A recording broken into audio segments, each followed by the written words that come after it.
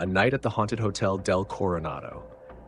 Emily and Jake, a couple from Los Angeles, decided to celebrate their anniversary at the historic Hotel Del Coronado in San Diego. Known for its stunning Victorian architecture and ocean views, the hotel also had a darker reputation, rumors of ghosts and unexplained occurrences. Emily, intrigued by the paranormal, convinced Jake to book a room. Upon arrival, the hotel was breathtaking. The red turret roof, pristine white facade, and the golden glow of the setting sun made it look like a palace from another era. As they checked in, the receptionist smiled and said, "Welcome. You'll be staying in room 3327, one of our historic suites." Emily's eyes lit up. She had read about room 3327, allegedly haunted by the spirit of Kate Morgan, a woman who had died mysteriously at the hotel in 1892. Jake, however, looked uneasy but didn't voice his concerns. The room was beautiful yet carried an air of melancholy. The vintage furniture and faint scent of lavender added to its eerie charm. Emily unpacked excitedly, snapping photos for her blog, while Jake kept glancing at the door, as if expecting something or someone to enter. As night fell, they decided to explore the hotel. The grand staircase, dimly lit hallways, and creaking wooden floors made the atmosphere feel almost cinematic. Emily insisted they visit the gift shop, which was said to be one of the most active paranormal hotspots. Inside the shop, Emily noticed a cold spot near the back. Her breath became visible in the warm air. "Jake, do you feel that?" she whispered.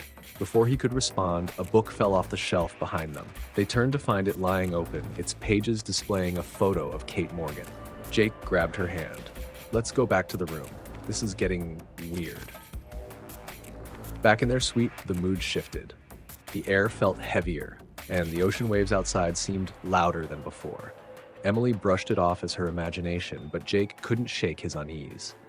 Around midnight, Emily awoke to the sound of soft footsteps. She assumed it was Jake, but he was fast asleep beside her. The sound grew louder, pacing back and forth across the room. "Jake," she whispered, shaking him awake. "What's wrong?" he groaned, rubbing his eyes. "Listen," she said. They both froze, hearing the distinct sound of a woman sobbing. The sound seemed to come from the corner of the room near the window. Jake turned on the bedside lamp, but the corner was empty. "Maybe it's someone in the next room," he suggested, though his voice lacked conviction. Emily wasn't convinced. She stood and approached the window. As she pulled the curtain aside, she saw a faint figure of a woman in a black dress standing on the beach, looking out at the ocean. "Jake, look!" she exclaimed. But when he joined her, the figure was gone. Determined to find answers, Emily suggested they investigate the beach. Jake reluctantly agreed, and they grabbed flashlights before heading outside. The night air was cool, and the beach was deserted. As they walked, Emily suddenly felt a sharp chill and her flashlight flickered. The sobbing returned, louder this time, echoing around them. "Do you hear that?" she asked, her voice trembling.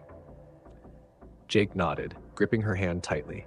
The sobbing turned into a whisper, repeating a single phrase, "Where is he?"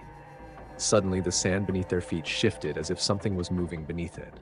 A shadowy figure appeared a few feet away, its form indistinct but unmistakably female. "Who are you?" Emily asked, her voice quivering.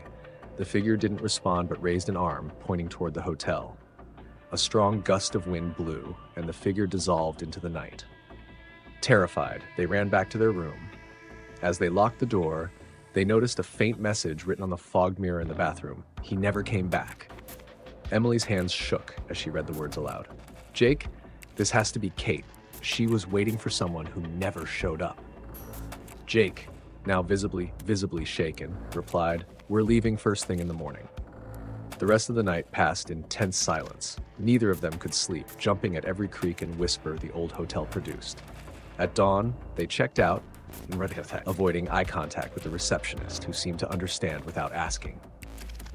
As they drove away, Emily couldn't shake the feeling that Kate's spirit remained trapped, forever waiting for someone who would never return. Though they left Hotel Del Coronado behind, the memory of that night stayed with them, a chilling reminder of the stories that old walls and restless souls could tell.